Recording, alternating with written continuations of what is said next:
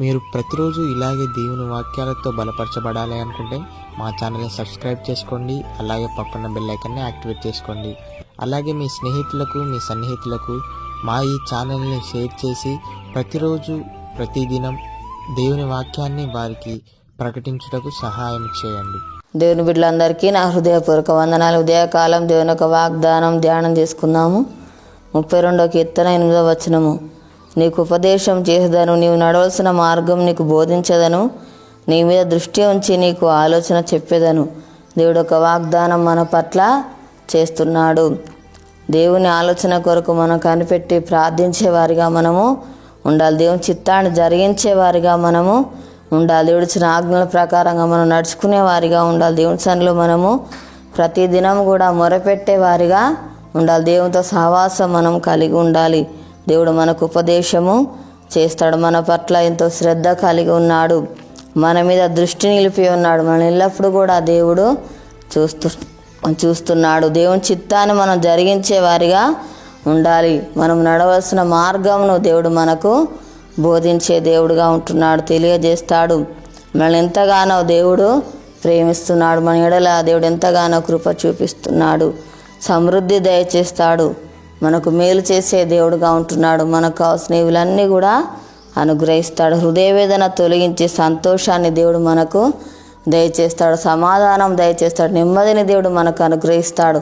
శాంతిని దేవుడు మనకు అనుగ్రహిస్తాడు. మనల్ని పోషించే దేవుడుగా ఉంటున్నాడు. మన జీవితాల్లో అద్భుతకాల ఆశ్చర్య కార్యాలు జరిగిస్తాడు.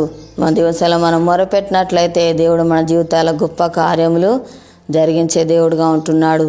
ప్రార్థన చేసుకుందాము. స్తోత్రం తండ్రి, పరిశుద్ధుడా, గొప్ప దేవానికి వందనాలు ప్రభా.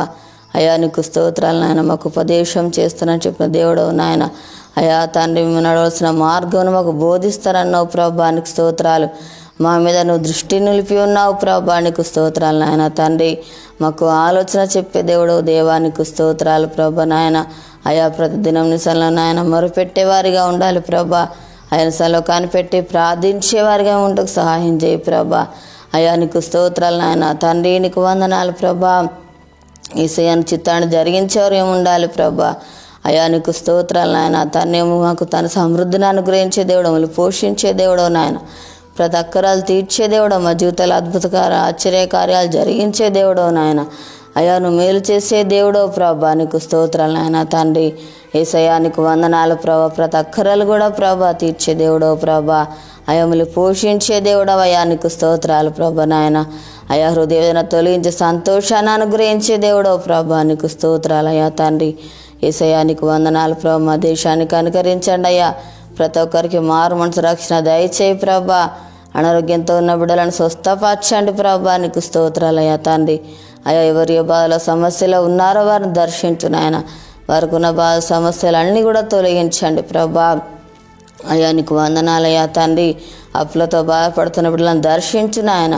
వారికి ఉన్న అప్పులు తీర్చి ఆశ్రయించు దీవించు నాయన, నీకు స్తోత్రాలు ప్రభా. తండ్రి యేసయ్యా నీకు వందనాలు ప్రభు. యొక్క వాగ్దానం ప్రతి ఒక్క జీవితాలలో నెరవేర్చి మహిమ పొందమని యేసు నామములో అడుగుచున్నాం తండ్రి, ఆమేన్. ఈ ఉదయకాల వాగ్దానం ఎత్తుపట్టి ప్రార్థన దేవుడా రీతిగా మనకు ఉపదేశం చేస్తాడు. పుట్టినరోజు జరుపుకున్న వారికి, పెళ్ళి జరుపుకున్న వారికి నా హృదయపూర్వక శుభాకాంక్షలు తెలియజేస్తున్నాను. దేవుడు మిమ్మల్ని దీవించును గాక, ఆమేన్.